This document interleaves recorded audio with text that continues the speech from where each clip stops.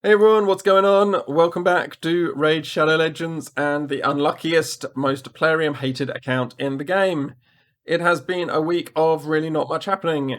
Quarantine continues, so does the lack of progression in this account, I'm afraid. I ran out of XP boosters this week after getting through my first month of play, and so progression has slowed down even more than it already had. I therefore have gone kind of back into the dungeons. I'm farming some masteries for my champions, just trying to actually power up what I've got a little bit. But having said that, being back in the dungeons has meant that I have nabbed myself a few shards. So I got a sacred, a void, and an ancient for the end of the month for 30 days of daily quests, and I did do all 30 days, so I landed that on time. And then most of these came from dungeons and low-level clan boss. So I'm going to pull all of them just because I'm desperate for champions and also food for this event. Talking of the event, we are on a fusion event, and again, another thing that has made me sad because this is the last thing that this account needed. So these 4 rares are basically useless for me. And then we have this guy. And what's made me sad is every fusion up until now has been 4 different epics to fuse the champion. Now, I think it was the Pixneal fusion was the first time that they used multiple versions of the same rares. But each of those 4, you could do them, and they still created 4 different epics. Now, we got some really nice new epics with this release, and yet they've decided just to make you make the same one. So I have no choice. I get this guy, and that's about it, which is kind of unfortunate. I thought I was going to be able to pick 1 or 2 that would help my account the most, but I actually don't get to do that. I just get this guy. Now, taking a look at him, he's actually not bad. A 60% chance when booked of placing a big decrease attack for 2 turns based on his hit points attack, so it's going to do a bit of damage, and great for bosses. Survivability, should be able to keep it up. Good. We have a cleanse for 1 person, so something like spiders or places where specific allies get targeted, that can be really useful. And then he gets, when booked, a 100% uptime shield of 40% of his hit points. So he's a hit point champion, his damage is based on hit points, and he gets a 100% uptime shield. So you get him up to 60k hit points later in the game, and you're looking at 20k plus 100% uptime shield. That's pretty useful. I'm not going to lie, that is pretty useful. And on top of that, he's keeping the attack down of whatever's hitting you as well. So definitely a useful champion. Obviously, kind of seems designed maybe for the Scarab, but yeah, very useful champion. The problem is the number of books. He needs 13 books to max himself out. Now, while it's not as bad as some recently, it's still not low, and especially for an account at my level, that's really low. So I don't have 13 books. If I got unlucky, I could put all my books into this and not get this. So I don't know what I'll do. I'm definitely going to try and get him, but I don't know how soon or how far I build it. That will probably depend on the shard pulls over the next couple of weeks. I won't be able to do this. I've looked at where the numbers are and what I would have to achieve. I'm just not going to be able to manage it, I don't think, on what levels of everything I can farm at the moment. Again, I'm now suffering even more from the fact that my account has leveled up, but my ability to get through content hasn't because of the champions and the way the account has gone. So this guy looks awesome. He's got a really good kit. He's much more than Pixneal was a worthy fusion champion, in my opinion. I ended up getting Pixneal largely because I like the look of her, and this guy looks even better. Like, whoever designed this one, like, hats off, kudos. Like, this guy looks freaking awesome. So yeah, I'll be grabbing him on my main account. Very cool champion. Would have been nice to have this sort of god angel leading my what has become oddly a Sacred Order account, but it won't be. As far as everything else goes, not really much to report. I'd say everything's kind of fallen down. Obviously, a lot of my attention is on my main to get through all this stuff. And I've been looking at some of the other content creators and just feeling sorry for my account. Everyone seems to be pulling nice stuff. Like Chosen has obviously got the big pull with his Valkyrie, which is just insane. Like that's endgame, one of the best champions in the game. Cold Brew has been doing really well ever since he got Iron Brago. That's helped him out a great deal. Starting just that sort of week or so before me really helped him out. And Darth Micro and Ash are probably the two that are struggling a bit more. But Darth Micro now has Gala Long Braids, Miscreated Monsters, Argala, Mausoleum Mage. Like he's definitely in a position to start pushing forwards now with his account. Ash, not quite so much. He did get I think he also got. He has got a few epics now. He's definitely in a better spot than I am. But he's probably had the least luck of any of the content creators. But yeah, I won't waffle on for any longer. I don't want this to be a long video. So, yeah, let's head over to the Fountain of Misery and pull some of these shards.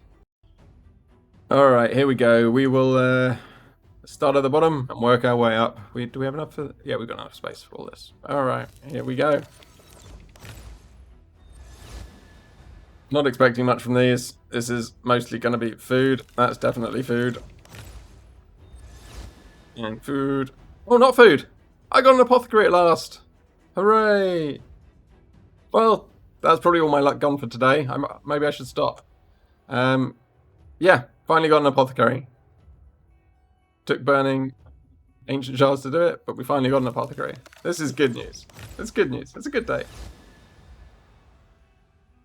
That not so much. I mean, she's a.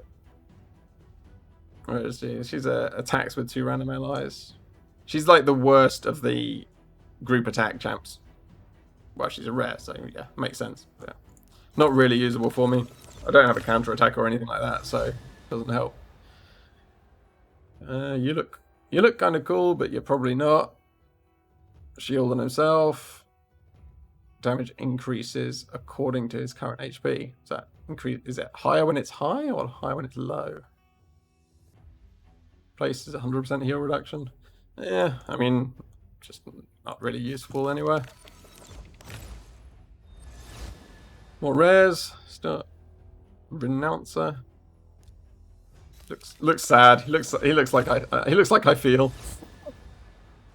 Oh god, Lord. No. And the last one.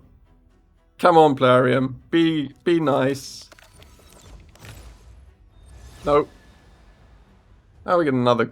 Oh, it's a Myrmidon. So he's actually not bad. He's pretty decent in Faction Wars. He just again, look at this book count.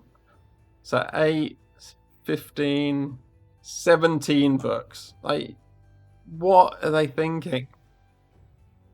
It's absolutely nonsense. He's an average at best rare champion.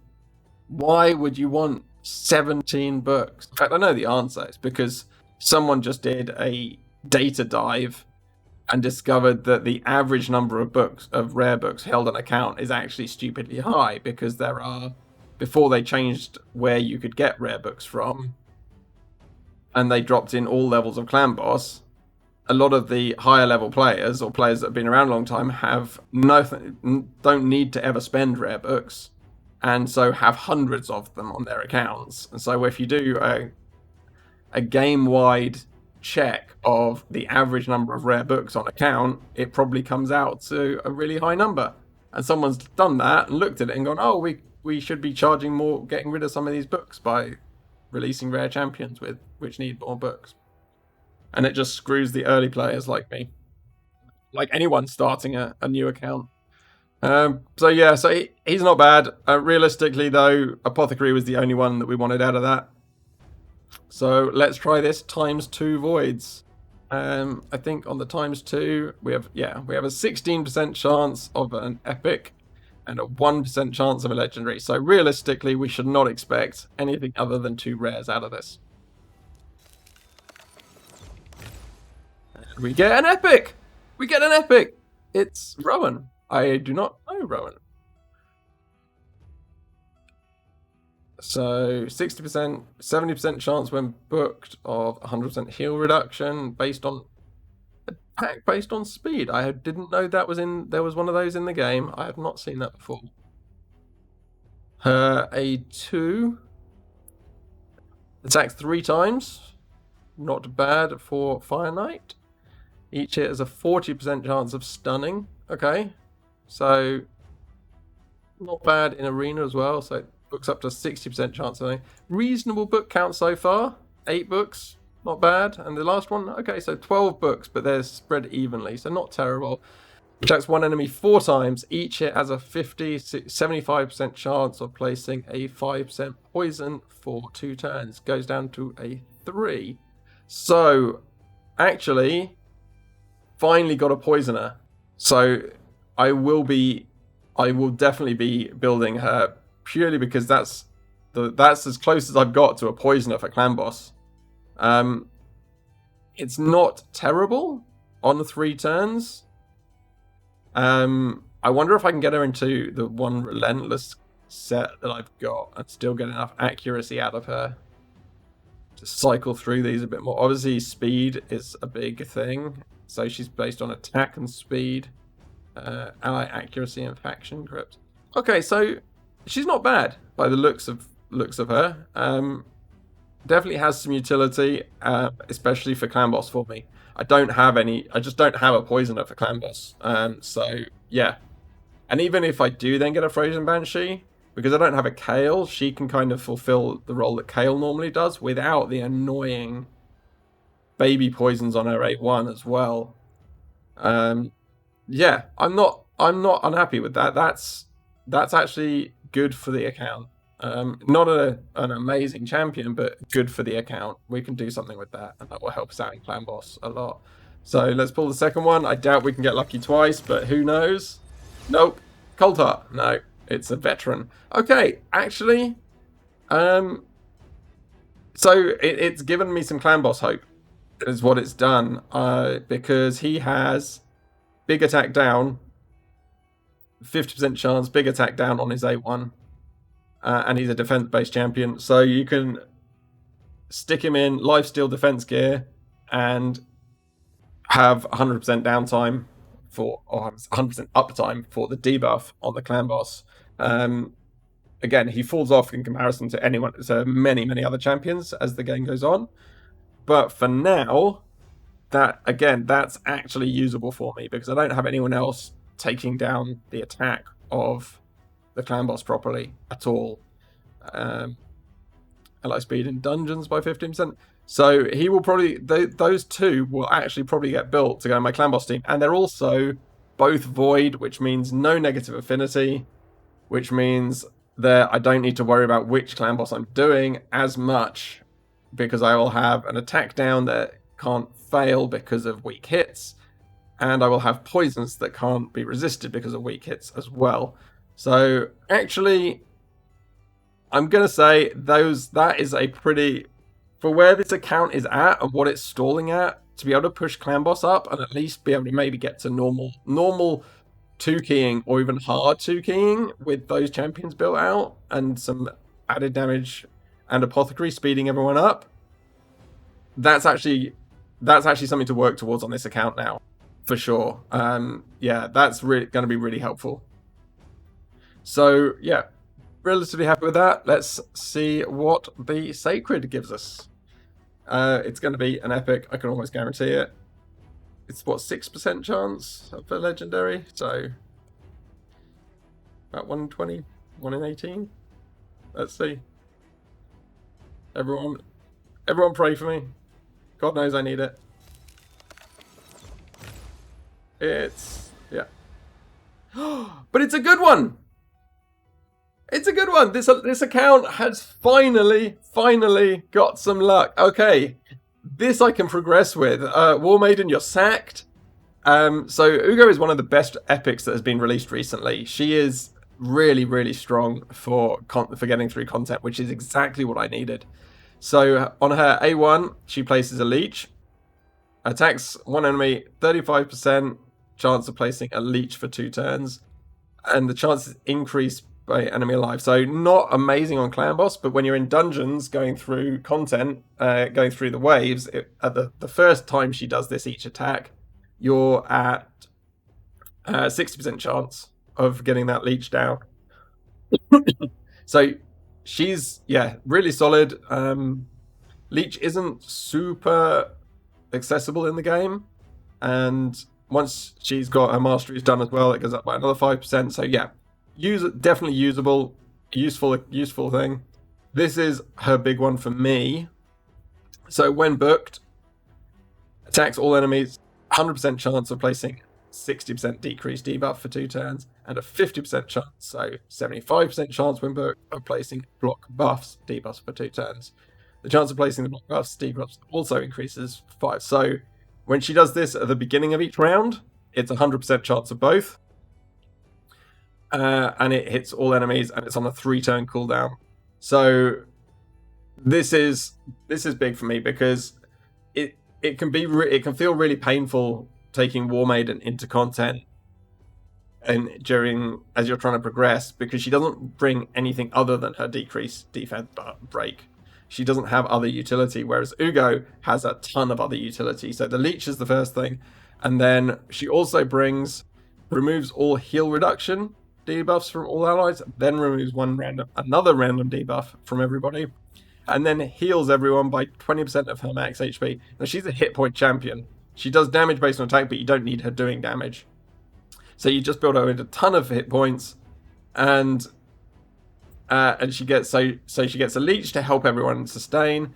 She breaks defense and blocks the enemy buffs. She then strips any heal reduction and then heals everybody and takes another debuff off you. If everyone's dead, she revives the whole team with 50% hit points and then adds 50% turn meter as well. So if she's the last person to get hit, which when she has very high hit points, she probably will be, because the AI targets rising hit point levels, so the lowest hit point gets targeted first. So you build her with big hit points, so she gets targeted last. And she will and then when booked, she goes up to 40% heal of her max hit points on a 4-turn cooldown, with a 4-turn full team revive with 50% turn meter buff when they are revived. So yeah, loads of utility, full decreased defense down, which is great. And then when ascended, 30% increased speed buff and a block damage buff on herself whenever the champion's last living ally is killed. So if you assume that the AI is going through this increasing hit point targeting mechanism, you can literally, she gets to be the last. She then gets an increased speed and a block damage buff for a turn, which hopefully allows you to use this and revive everybody. So it will probably take a little bit of finessing in a team, maybe dropping to manual at times if you think your team is going to wipe on something, because I've got a feeling that she would use this just as a heal rather than holding it for this. We'll have to experiment with her AI a little bit to see what it does. But yeah, basically she becomes invulnerable for a turn, and then on her next turn brings everyone back to life. So huge champion for this account. Absolutely huge. She will sustain you through dungeons massively.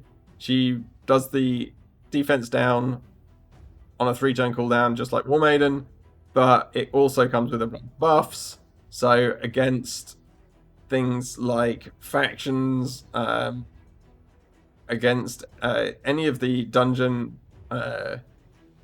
waves that rely on buffs to be a menace, great against them. And then obviously adding the leech, especially on the boss fights, and I'll have to see if I decide to take her into clan boss. It might not be worth it with her for the leech, but we'll see what my team looks like once I add in the 2 voids that I just got. But yeah, the leech for dungeon bosses, so you can help sustain through that. Yeah, big champion for this account. Obviously, I would have loved a legendary something, but I will definitely take I will definitely take what we just pulled. Poisoner, big, one of a great epic, and then an attack down. I think that's him. Yeah, he'll probably come into this as well. His speed aura in dungeons would be useful, and he also hits pretty hard. This isn't his only thing that's useful. That's kind of the main thing for clan boss, but he also has increased crit rate on all allies, which again at this level is really useful because I struggle to get to the 100% crit rate with some of my champions. It's only if the target is killed is the problem. So it's good for waves. Damage inflicted is proportional to death, defense, and attack. Defense on his main, and then massacre is defense and hit points. So you don't really build him with attack. But an AoE attack, 50% chance of block buffs, and damage increases according to his max HP. So defense and hit points. So I can build him with defense, hit points for clan boss, and have him block buffs is useless. But yeah, just have him there, keeping the attack down on the clan boss, and then in dungeons he becomes useful again. Does need a lot of books though. Good lord, look at that. 15 books. Freaking books, man. It's crazy. It's all crazy. Alright, hopefully next time you see this account, I will have some stuff to show off for you. We're going to try and get that other epic. As I say, I'm going to have a look to see a proper look at the whole Astroloth fusion and if it's likely to be possible for me when I'm getting those XP bonuses and things like that. I genuinely don't think it is. I just don't think I can create enough content, even with the energy that I've got. With the champions that I have and the levels that I'm farming dungeons, I don't know that all the dungeon runs will be particularly... I'm not even sure I can achieve the finite one, to be honest. It might just burn me through way too much energy. I do have a lot of energy ready for this. Didn't need to show you that. We've got 4,000, and then there's at least 12 or 13 energy refills in there, so that's another 1,500. So I've got a lot of energy stored up, and I've got some silver stored up, but I need to do a proper evaluation of whether or not it's even semi-feasible, because obviously getting a legendary would be a huge thing. I just don't know if I can manage it. So I'll have a look at that tomorrow, and if not, I now at least have some stuff I can build a clan boss team, and I can definitely add to my dungeon teams now, like Ugo especially, but Rowan into clan boss is great, and also into dragons. She'll help me out in dragons as well, because poisoning dragon to death is definitely a thing. My frozen banshee on my main can solo the dragon. As long as I get her there, I win. So yeah, we'll have a look at that. Have a look at what I can do building these guys out, what gear I've got for them, and yeah, hopefully when we come back, probably in another week's time, I will have some reports and things to show you. This has reinvigorated me a little bit with this account, and I know I'm still talking, and the video should have ended. But yeah, just getting a couple of usable drops that will help me build some teams and some progression is such a big deal for this account. It really is. So yeah, looking forward to maybe doing some work on it. Obviously, grinding away with my main will be a thing, but I can BlueStacks that to a certain degree. So that's what this week will be about, and I will catch you in probably about a week's time as usual and give you an update on where we're at. Thank you very much for watching. I hope that this didn't detract from your enjoyment of watching me suffer, and I will see you all next time. Enjoy the event. I hope you will get Astroloth for yourselves. Take care.